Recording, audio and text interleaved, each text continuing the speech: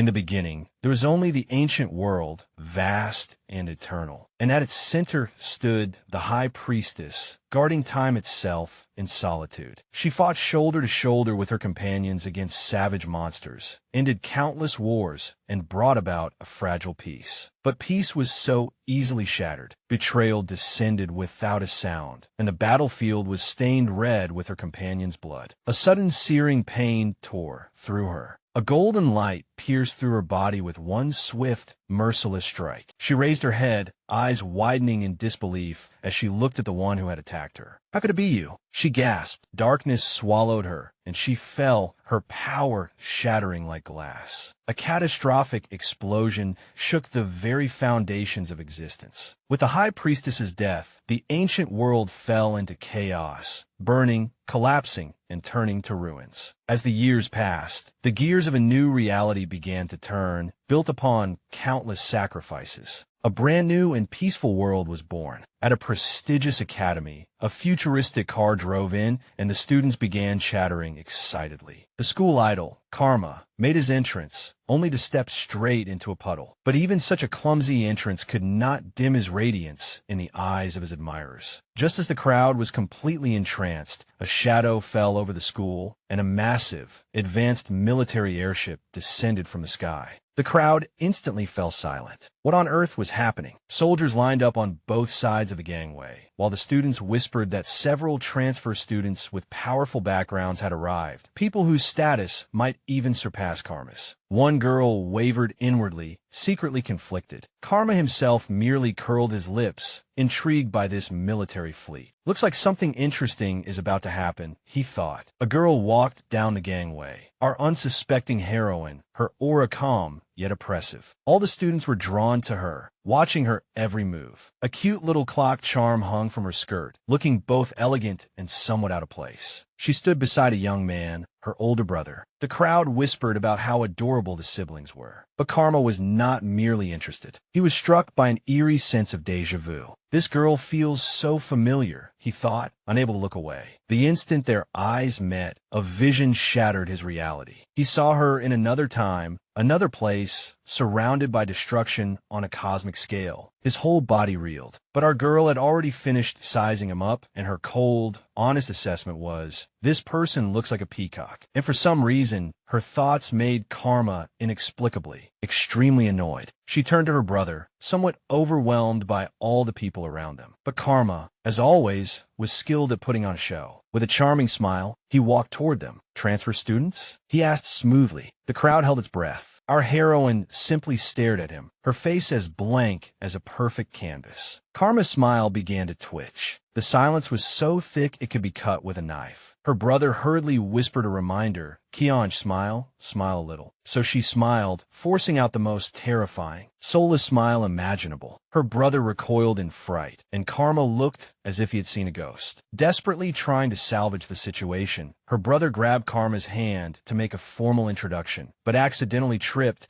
and the three of them immediately tumbled into a chaotic heap. Karma fell face first onto the ground, while her brother was more worried about his suitcase. The case snapped open, revealing an entire wardrobe's worth of cute dresses, all prepared for his little sister. Kionge said expressionlessly that they were here for class, not a fashion show. The moment she finished speaking, her stomach let out a huge growl. Her brother's heart instantly softened, and he offered to get his hungry sister something to eat. But before they could leave, a message flashed on their watches. "Please proceed to the principal's office." Her brother stuffed a piece of candy into her mouth, and the two walked down the grand, sunlit corridor. What was the principal of Moses Academy after? Kionge silently pondered this in her heart. They saw a man with long silver hair standing by the window. "In any case," her brother whispered, "the principal is the one who helped us escape." She nodded. She knew. They knocked on the door, and it opened as if inviting them in. But the instant they stepped inside, a massive monster claw came crashing down. The office was packed with terrifying monsters. Her brother immediately sprang into action, kicking one monster away while drawing a blaster and a freaking lightsaber. This kid was seriously well prepared. He fought bravely, but one of the monsters struck him hard, sending him flying. As the monster lunged at his sister, a golden light burst from Kionge's hand and blasted it back. She stared at her own power, completely stunned. "Watch out," her brother shouted. But another monster had already pounced right in front of her, opening its bloody jaws wide. Suddenly, the silver-haired principal flew over, pushing her to safety. He landed with incredible grace, catching her in his arms. "Are you all right, student Kiongian?" he asked calmly. He looked into her eyes, and something ancient flashed through his gaze. Then, with a casual wave of his hand, the ferocious monsters simply vanished. Her brother immediately pulled her behind him, lightsaber ready. "Principal, what exactly is the meaning of this?" he demanded. Principal Moses insisted that he meant no harm, but the boy did not believe him and charged straight at him. Moses easily blocked the attack with a shield. "This was only a special entrance test," he explained calmly, then turned his attention to Kionge's wound. He gently held her arm, and a soft light instantly healed the scratch. Our girl was sharp. She realized that if he wanted to hurt them, he would not have brought them here. Moses smiled in approval. "You pass," he said. Then he presented his terms. "I want to know whether you would be interested in using your ability to make a deal with me." Kionge's eyes narrowed with suspicion. Her brother snapped back. "Why should we trust you?" Moses' answer was cold and brutal. "Because you have nothing." Her brother clenched his fists, ready to walk away from this absurd situation. But Moses laid his cards on the table. "Go back to the past through eternal time and bring our companions back," he explained. Eternal time protected their world itself, and if it collapsed, everything would cease to exist. Kionge was half skeptical. Did the ancient world really exist? Moses confirmed it and revealed a dark truth. The evil void from that ancient war still existed today. It was corrupting soul beasts, turning them into mindless killing machines, and some of them had already infiltrated the academy. He needed her power to stop them. He explained that the void was an infinite corrupting energy, and that she, he revealed, was born with a special power capable of opposing it. Singularity energy, just like what you did earlier, he said, reminding her of the golden light she had released. He offered the final reward, help him, and he would free them from the control of that organization that haunted them like a shadow. He would give them freedom. "Don't you think so?" he said with a knowing smile. "This deal is worth making." Our girl had already made up her mind, but her brother interrupted, fiercely protective. "I don't care about any void, and I don't care about freedom," he declared. "I only want my sister to be safe." He grabbed her hand, ready to leave, but she stood where she was and did not move. "Brother, this is a decision I need to make for myself," she said, her voice trembling yet firm. "I want to try." She turned to Moses, her eyes filled with determination. "What I need to do." The deal was made. "I hope the principal will keep his promise," she said. He assured her that he would, and told her brother that he would protect her, though the boy was still furious. But there was one more surprise. Moses revealed that there was another student at the academy with the same power. When the door opened, the person who walked in was the last person she wanted to see again. Karma. "It's him," she thought in horror. Karma curled his lips. "We meet again, student Kiongian." She looked at him with pure, unadulterated indifference. The nickname she gave him in her heart was Fancy Peacock. She turned to Moses and announced, "I don't need a companion, especially not one who looks like a peacock. A peacock in mating season at that." She said he was a vase, better used as decoration. Karma tried to save face, asking if she was praising his beauty. Our girl delivered one final, soul-destroying blow. "No, vases are my least favorite decorations." Something inside Karma shattered. He erupted in anger, screaming that she had no manners. But she had already stopped paying attention to him. She turned back to Moses. "The goal is freedom." Her answer was simple. "Fine." Karma was still breaking down in the background. "Don't ignore me." This chaotic new team was officially formed. Moses patted Karma on the back and activated a portal, and the floor vanished beneath their feet. The portal, shaped like a majestic ship, let out a loud burp and spat them out. They were swept into a vortex of time and space, crashing into a tangled heap with absolutely no dignity. Moses lightly touched Kionge's forehead, and she fell unconscious. He looked down at her, a strange sadness in his eyes.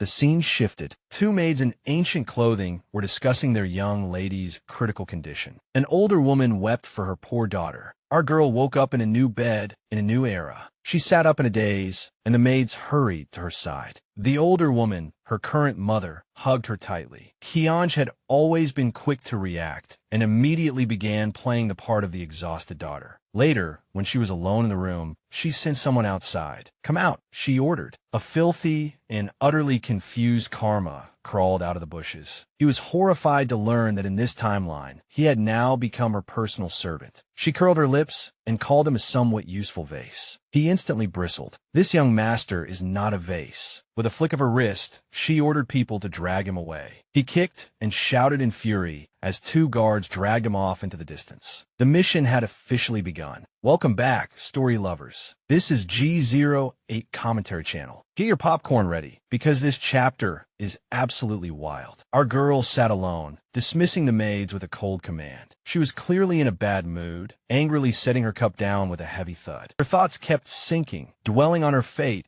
as the unmarried young lady of the Yun family. A bitter yet sweet memory showed that she was preparing for what should have been her wedding day. But this peace was shattered when a maid rushed in screaming with news. The news was devastating. Her fiancé, the Yun family's future son-in-law, had been called back to the military camp on the eve of the wedding. The blow was too heavy. The ornate hairpin in her hand fell to the floor, and then our poor heroine completely fainted. Later, as she sat alone, her bracelet began to glow eerily. A holographic screen appeared, displaying only 2 words: Vangi. Our girl was completely baffled by this sudden sci-fi twist. Meanwhile, in the filthy stables, a certain pretty pink-haired boy was having the worst day of his life. He had been assigned to clean. Compared to his usual pampered life, this was a serious downgrade, and even the horse was looking at him with absolute contempt. And just when he thought things could not get any worse, the horse dropped a steaming pile of manure right on the spot he had just cleaned. Pure, unadulterated rage made him explode. He screamed at the smug-looking animal. Just then, a calm voice interrupted his outburst. "Hey, Peacock, it was our heroine," and she could not help letting out a soft laugh, because his current state was simply too chaotic. He whipped around, furious. "Are you laughing at me, you deadpan woman?" She coldly said he was childish, which made him fly into a rage and snap the broom clean in half. She had come to discuss serious business. She raised her glowing wrist, showing him the name Wang Yi, and explained that it had to be a clue, while wondering why her communicator had disappeared. "Wang Yi," she murmured. The name stirred his memory. A sudden look of realization appeared on his face, and he pointed at her dramatically. "Your fiancé. Half a fiancé." She completely ignored his theatrics and asked how much he knew about their current situation. He quickly deduced that they had been dropped into a famous historical battle, and that her fiancé, the man who had just been taken away, was heading straight to the front lines. Without hesitation, she announced, "We catch up to him." He scoffed. "How are the 2 of us supposed to catch up with an entire army?" She merely looked at him expressionlessly, and a sly gleam appeared in his eyes. He looked at the horse with a devilish smile. "Time to put this beast to use." She agreed, but insisted on making preparations first. He grinned smugly and said that he had brought supplies, an absurdly heavy money pouch, and then made her carry it. "You're pretty rich?" He teased. And just like that, they stole a horse and rode it into the night. To keep from falling off the galloping horse, she had to cling tightly to him. Of course, this immediately led to him complaining that his butt hurt. They traveled through the dark forest and arrived at a walled city at sunrise. He was still complaining about his red and swollen backside. Our girl, ever the strategist, spotted a recruitment notice. He realized her plan and said it was practically a cheat code for sneaking in. The next second, he snatched the veiled hat off her head. "Are you kidding me?" he asked in disbelief. He lifted the veil and looked at her with a wild smile. How is a woman supposed to join the army in this era? He scolded, pointing at her cute, girlish face. She simply blinked. "Oh, then you go by them." His jaw nearly dropped. The next moment,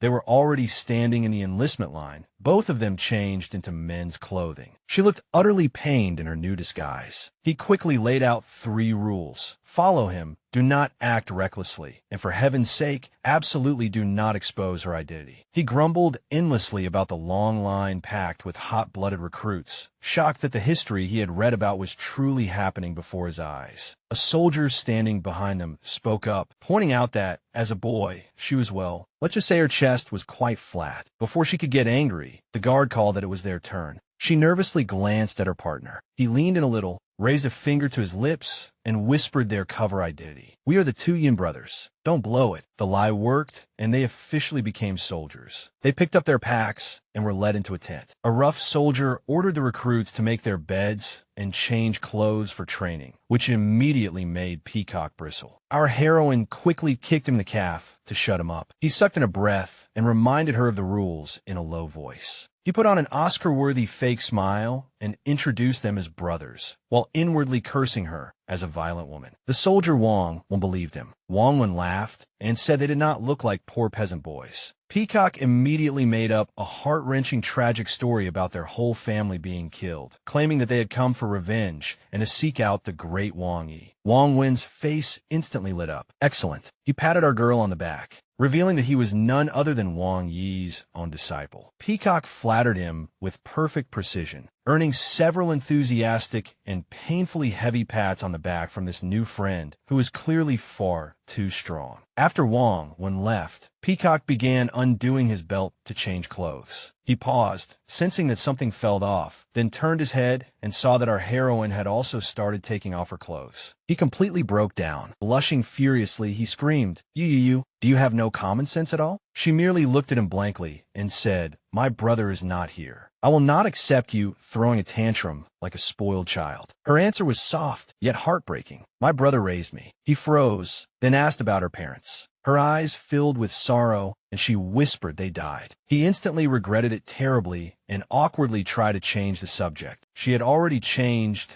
and was waiting for him, leaving him poking his head out of the tent, completely flustered. On the training ground, the recruits were sparring with spears, and tension filled the air. Peacock was almost half dead already, trembling all over, barely able to hold his weapon. He was as stiff as a plank, while our girl was shining like a natural-born warrior. The commander roared at them, telling them not to slack off. "I am dying." Peacock bunted. "How are you still fine?" He was nothing but a poor limp noodle. Her answer was merciless. "Because you're too weak." With one graceful swing, she disarmed him and sent him flying. He landed heavily on his own, but "I take back all the sympathy I had for you, you monster woman," he screamed from the ground. She looked down at his wounded pride and merely said flatly, "Not bad." Suddenly, an authoritative voice said, "The force behind that strike was just right. It was the general, but your stance is wrong," he added. Then he walked behind her, his tall body close to hers, adjusting the way she held the spear while demonstrating the correct movement. He thrust swiftly and powerfully, the spear tip stopping only a few millimeters from Peacock's terrified face. "Do you understand?" the general asked. Under his intense gaze, our heroine blushed and squeezed out a quiet, "I understand." After that, the general continued inspecting the others. A soldier ran over, panting in panic. "General, something terrible has happened." The general's expression instantly turned grave. "Our protagonists are deep undercover in the enemy camp, and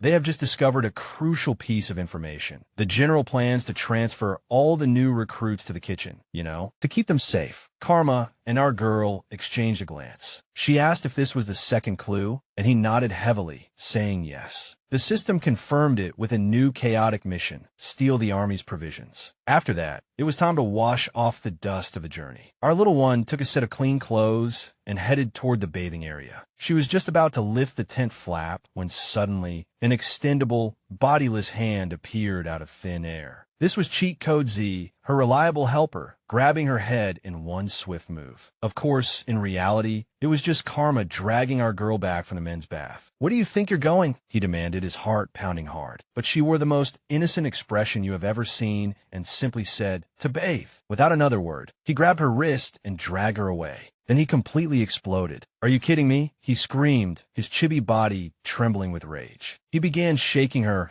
while shouting that she was a woman and had to wash properly. Our heroine only stared at him with a blank yet serious face. Karma froze as the reality of his own breakdown came crashing back down on him. His shoulders sagged in total defeat. "Fine," he muttered. "After everyone else finishes bathing, I'll stand guard for you." And just like that, our girl's eyes lit up with adorable stars. Naturally, that only made him panic even more. "Don't look at me like that," he snapped. "I just feel sorry for you, got it?" He turned around, practically steaming with thunder of fury. That night, the military camp was quiet, and everyone was packed together like sardines, trying hard to fall asleep. Each of them was stiff as a board. And, thanks to karma, our girl had already fallen asleep, completely out cold. But in her sleep, she opened her eyes slightly and softly called for her brother. She was dragged into a nightmare. A dark, vicious voice told her she was weak, a burden. Tears began flowing down her face as the voice said she was the misfortune of her entire family. But even in the dream, a new resolve began to form. She clutched the blanket tightly. "This ends here. I want to become stronger," she vowed. "I want to support my brother and protect the people around me." Her thoughts drifted to Sacred Heaven Academy and to the modern world she had left behind. There, her brother sat by the window, holding a cat, gazing into the distance as he waited for his sister to return. Back in the game, the army began to move. The two of them stood in formation, spears in hand. The general suddenly swung his spear, rallying the troops. "The time has come," he declared. Karma listened intently. The general gave a rousing speech, reminding them how the brutal Qin army had destroyed their homes and loved ones. The soldiers roared in response, shouting for blood and revenge. "War is upon us," the general shouted. "Destroy the Qin army's provisions. All soldiers await your command." The entire army roared in agreement. After a long march, the troops rested in the woods. Our poor girl was already drenched in sweat, utterly exhausted. Karma was not doing much better, complaining that his pretty boy image had been ruined. While he was complaining, she took something out, and he immediately said, "That really is bad." Just then, a soldier approached and called out to the general. The man, Wang Yi, smiled gently. "Just call me Brother Wang," he said. Then he turned to the two new recruits. "Didn't I order you to go to the kitchen? Why did you follow us?" Passion burned in Karma's eyes. "We want revenge," he declared. And while this dramatic declaration was happening, our girl was calmly nibbling on a bun, completely unaffected. She was even thinking, "This game is really fun." The general was moved by Karma's momentum, but he looked curiously at Kionge, who was still chewing, while she was simply thinking that he looked like a good person. Karma pulled her aside and told her that she was an outsider and did not understand. He admitted that Wang Yi was unusually kind for a soldier, but she cut straight to the point and reminded him that he had only come here to complete the mission assigned by the principal. "Do you think everything I do is just for the mission?" he suddenly asked uneasily. He became flustered, unable to explain himself, and irritably raised a hand to rake through his hair. She only looked at him, silent as always. He looked back at her, his mind in chaos, no longer able to tell what was justice or evil. That night, they sat around the campfire. Wang Yi revealed that, according to their scouts, the enemy's provisions would pass by in 2 days. He gave his orders, but one subordinate questioned whether such a sacrifice was worth it. Wang Yi gently reminded him of how much they had endured just to survive, then ordered a small scouting party to go ahead. Back in the tent, Karma lay awake, staring at the tent's ceiling, wondering whether Kionge was angry because of what he had said. The tiny version of himself inside his heart had fallen into complete panic. Had he been too harsh? He tried to shake the thought away, but he could not forget her quiet confession that her parents were gone. The thought lingered for a long time. Did she even understand what it meant to accept kindness? Suddenly, he was thrown into memories of his own lonely childhood. A room piled full of gifts, surrounded by maids wearing false, empty smiles. He saw his childhood self sitting alone on an enormous, throne-like chair, completely isolated and helpless. A heartbreaking thought echoed through his mind. How is someone who has never known where kindness comes from supposed to accept it? He abruptly snapped back to reality. He looked at her sleeping figure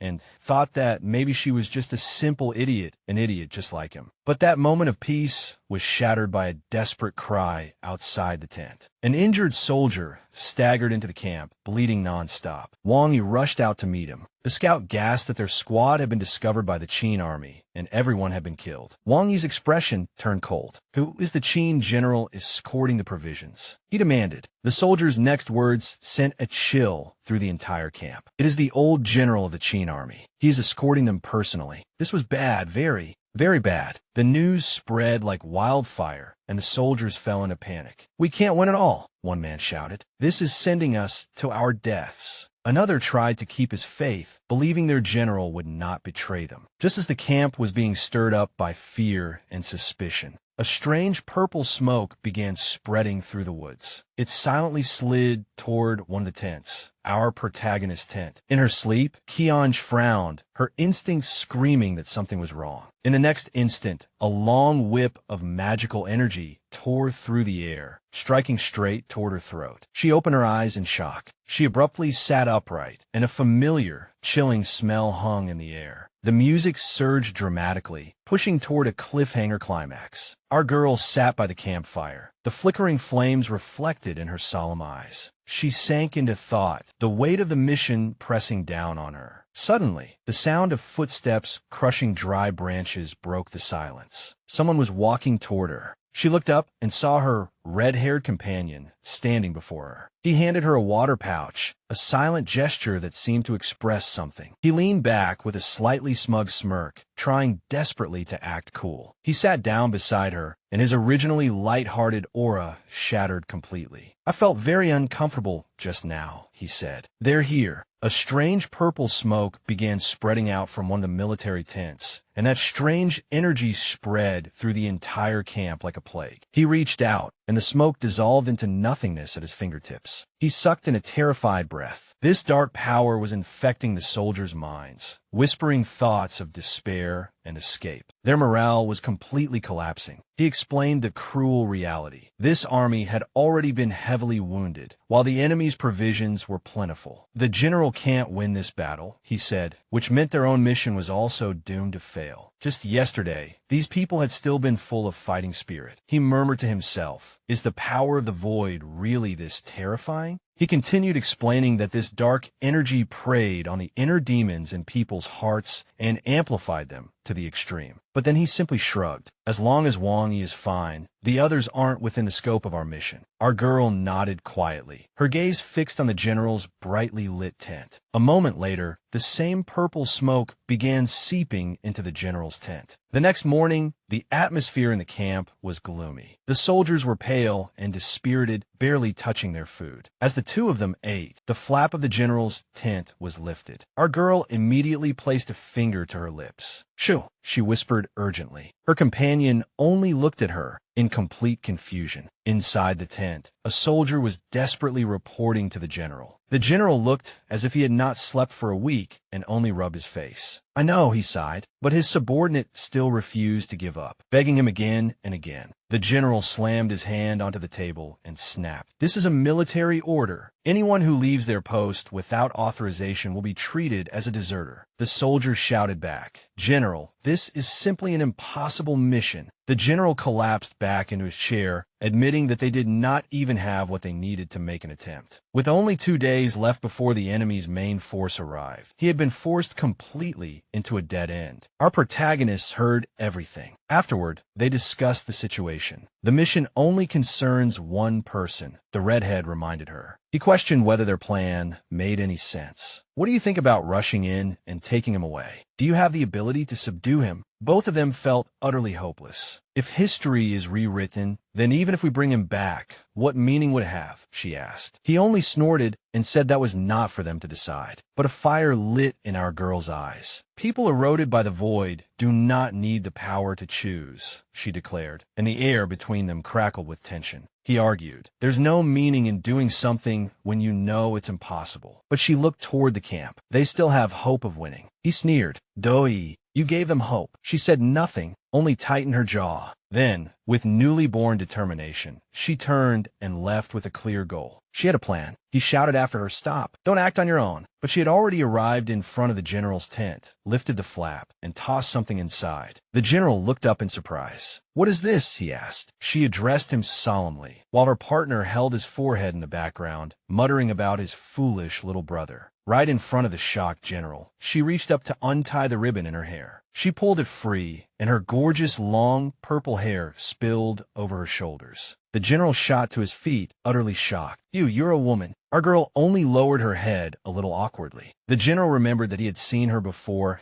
and had thought she was just a short, flat-chested soldier. Her partner tried to stammer out an explanation, but our heroine was only confused by the chaos. The general cleared his throat. Who are you? He demanded. She introduced herself as Kionge, Wang Yi's fiancée. I'm here to stop you from doing something stupid, she added with brutal honesty. That left him speechless. Her partner tried to make her shut up, but she cast him an icy look. The general lowered his head in frustration. My brothers would rather live on in cowardice than risk their lives in one desperate fight. But she interrupted him. I have a way. A trace of hope flashed in her eyes. He sneered. What kind of way could you possibly have? She stepped forward and moved the models on his strategic map. We lure the enemy deep inside, then seal the exit, and then have them request reinforcements. The general rejected it immediately. This method won't work at all. The rock is too hard. She looked straight into his eyes. I said I have a way. After saying that, she turned and walked out. A moment later, her companion began loudly issuing orders, telling the soldiers to move all the sulfur to the main tent. The plan began moving. The soldiers gathered at the entrance of a narrow canyon. The redhead gave her a smile. I really didn't expect you to come up with a method like this. But she was completely focused on the cliff wall. He looked at her, memories of the future world flashing through his mind. Who exactly are you? He asked. No comment, she replied, as mysterious as ever. The general also looked at her, his expression unreadable. Suddenly, she jerked her head up. They're here. The enemy army appeared in sight, marching straight toward their trap. They hid among the rocks and waited until the enemy army had moved deep into the canyon. Her companion looked at her expectantly. They had buried explosives all along the cliff wall, and the enemy had no idea what was about to happen. Now, our girl shouted. The general roared, light it. A soldier lit the fuse, and heaven and earth exploded in flames and thunder.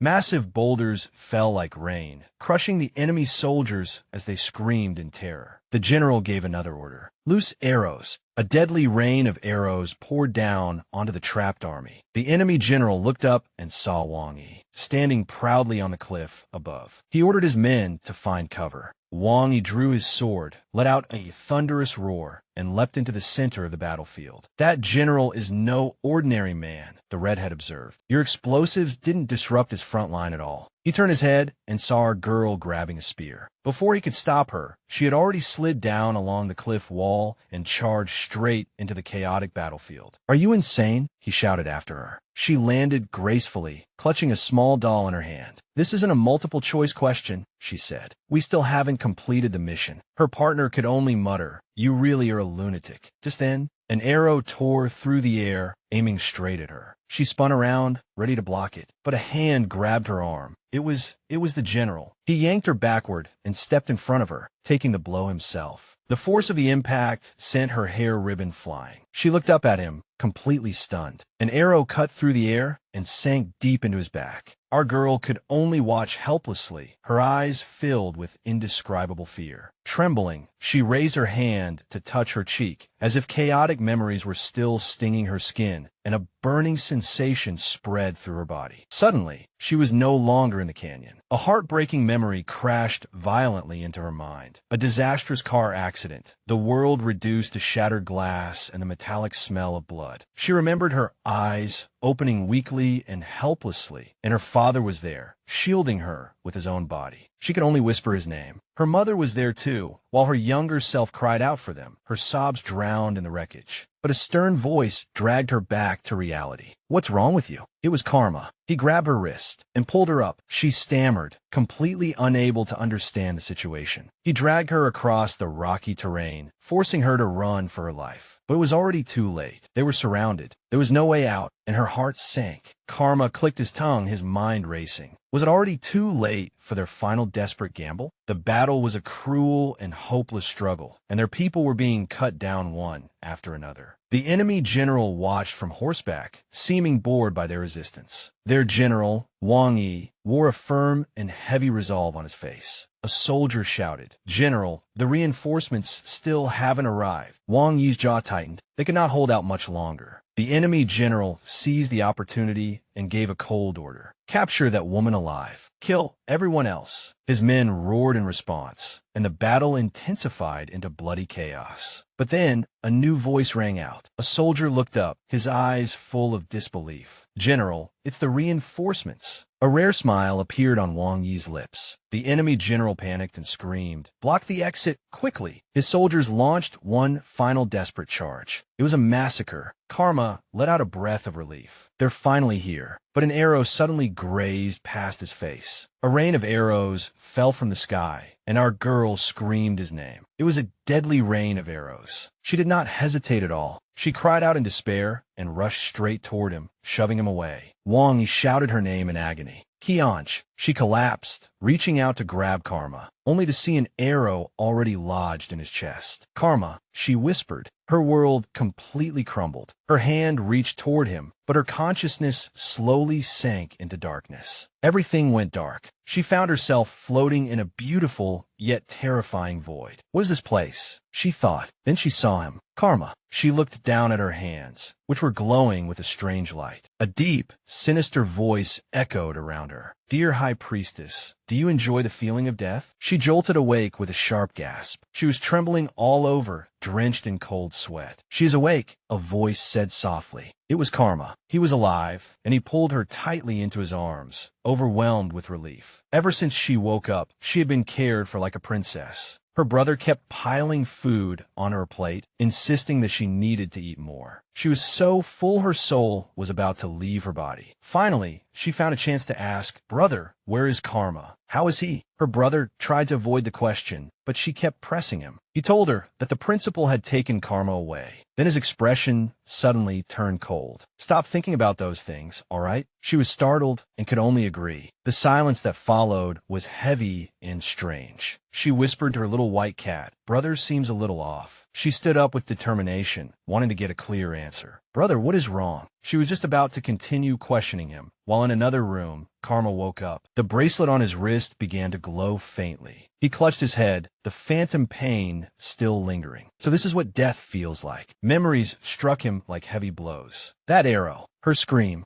She had ignored his warning and rushed toward him. He remembered the look of utter terror on her face. Was that girl worried about me? He thought, remembering how he had told her not to come over, or she would die too. The memories gradually faded, leaving him alone with his thoughts. Suddenly, a holographic screen projected from the bracelet. It was a message from the principal of Moses Academy. The image shifted, and the elegant silver-haired principal passed through a grand gate and entered a room that looked like outer space. At the center floated a sacred woman with flowing purple hair. The principal's face was carved with sorrow. He reached out toward her, and we saw tears like starlight fall from her eyes. "Moses, no, do not leave," she whispered. His composure shattered completely as she began to fade away. "Please," he screamed, "do not disappear." In the next instant, he was back. Kionge and her brother were staring at him. "What disappeared?" she asked. The principal closed his eyes and regained his composure. Just now, he had sunk into a memory, gazing into a cosmic void. He clenched his fist, hiding his pain. He turned toward Kionge, wearing a perfect calm mask. "Hello, Kionge." It was the principal himself. She was still confused by what he had just said, but her brother stood protectively beside her. The principal congratulated her on completing the mission, but she interrupted him. "Where's Wang Yi? You will be able to see him very soon," the principal said with a mysterious smile. He gestured toward a shimmering portal. Just then, Karma appeared at the doorway. The principal turned and saw him, but then very obviously ignored him, smiling only at Kionge. "Are you excited?" Karma was completely left out. The principal really was strange. He muttered to himself. He walked over to our girl's side. "Are you all right?" He blushed and insisted that he was fine. But Kionge was still thinking about Wang Yi. "What kind of person is he?" her brother asked warily. Kionge thought for a moment. "He is a very, very good person." As soon as she finished speaking, the portal hummed and lit up. "Kionge, he is here," the principal announced. Wang Yi stepped out from the swirling vortex. He had heard what she said. "Ha, so you saw everything," he chuckled. The principal only gave an awkward laugh. "More or less." Wang Yi said, "Let us begin." Her brother froze. "Begin what?" Without saying a word, Wang Yi knelt on one knee, before Kionge. A huge, glowing magic circle erupted from the ground, swallowing them both. The impact of the energy blasted her brother away. Karma and her brother could only watch in horror. The principal calmly stopped her brother, who was about to rush in, with a peaceful smile on his face. "Do not worry," he said. "This is only an oath of loyalty. It will not hurt her." Kionge's eyes widened as she finally understood. Wang Yi looked up at her, devotion